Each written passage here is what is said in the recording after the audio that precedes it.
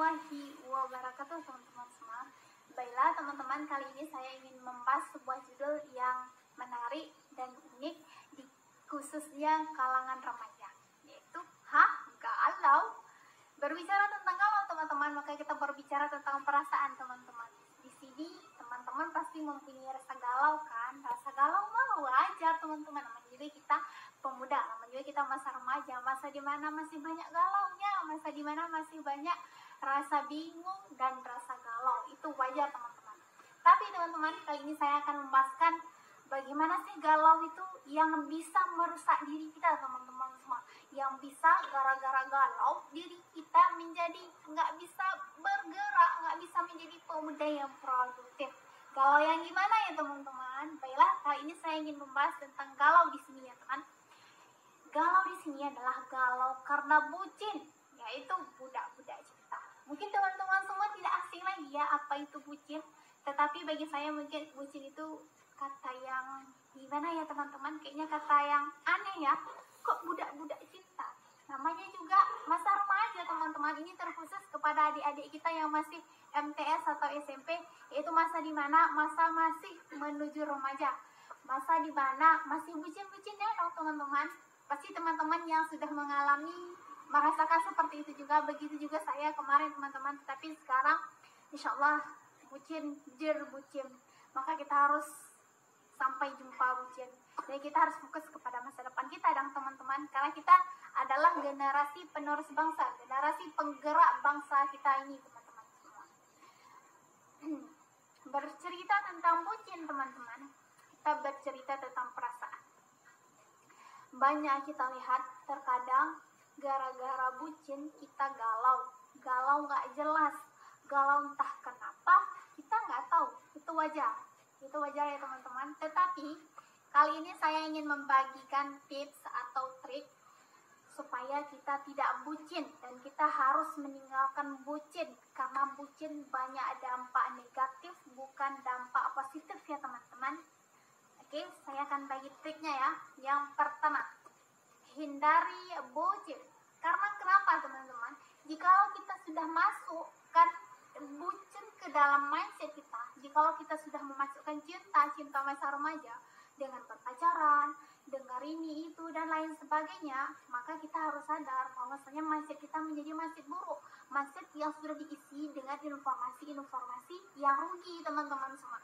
Padahal kita adalah remaja yang harus diisi dengan mindset positif, yang harus diisi dengan informasi-informasi positif, bukan informasi negatif. Oke teman-teman, kita harus mengisi mindset positif, bukan negatif. Yang kedua, bagi kalian, apa sih kegunaan dari bucin? Itu sih tidak ada kata teman-teman semua, tapi bisa merugikan. Jikalau kita sadar akan suatu hal atau suatu kelakuan yang telah kita lakukan, maka kita akan tahu akan dampak positif dan dampak negatif. Dan kita harus berpikir, sebelum melakukan sesuatu, maka kita harus tahu apakah ini baik atau buruk, apakah ini bermanfaat atau bisa merugikan. Jikalau kita berpikir sebelum melakukan teman-teman semua, ini hidup kita ini akan ya enak ala masa remajanya. Terkhusus saya nggak mengatakan saya masa remajanya enak ya teman-teman, tapi setidaknya saya bisa berbagi kepada teman-teman semua. Yang ketiga, cerita deh sama orang tua.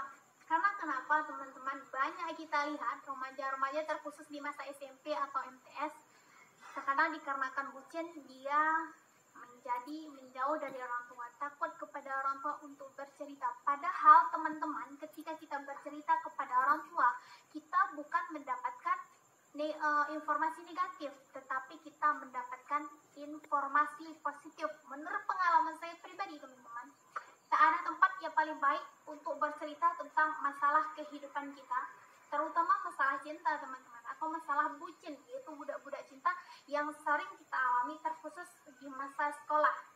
Karena ketika kita bercerita kepada orang tua, kita sudah memiliki rasa atau sudah memiliki keingintahuan atau sudah berperasaan kita ingin bercerita karena kita mau minta solusi tentunya teman-teman, bukan minta masalah kan teman-teman. Maka bagi saya sarankan jikalau teman-teman singkat solusinya kepada orang tua, bukan kepada sahabat atau teman.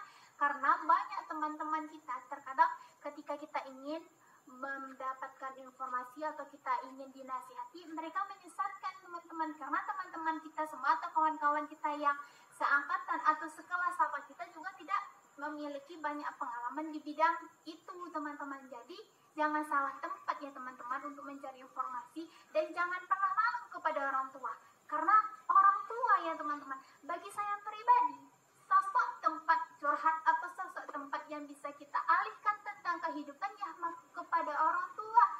Kenapa harus takut? Itulah kebanyakan terjadi sekarang di remaja-remaja kita teman-teman.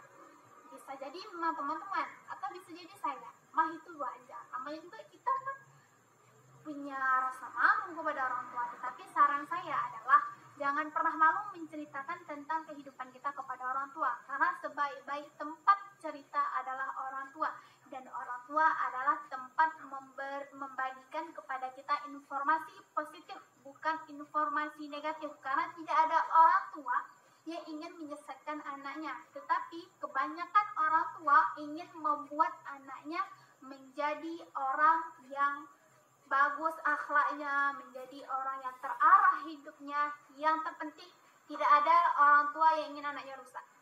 Oke, stop. Itu ya teman-teman. Saya pikir hanya ini yang dapat saya sampaikan teman-teman. Semoga bermanfaat ya teman-teman semua. Assalamualaikum warahmatullahi wabarakatuh.